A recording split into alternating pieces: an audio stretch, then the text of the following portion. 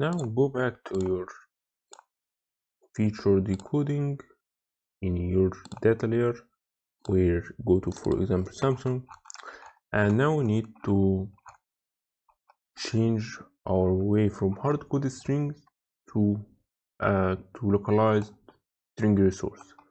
So for this TV, for example, we want to choose string resource, and we want to say our string. We need to import string resource, and it's gonna be TV. We remove this one. So now we get an error. Composable invocation can only happen from the context of composable function.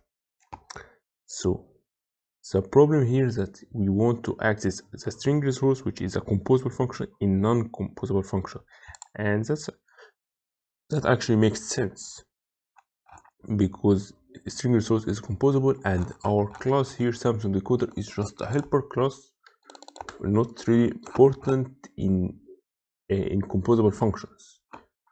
By the way, I have removed this line just because of the refactoring we have added previously in previous video.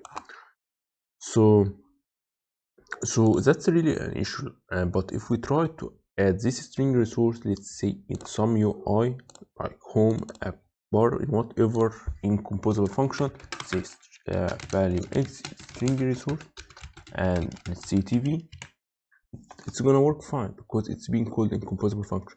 So that's a problem we need to, and that's really a problem with any clean architecture that you're gonna use, because you will have a lot of layers and you need to have some way of communicating this string resource, or basically localized string based on the language, in multiple layers, and that's what we're gonna discuss next.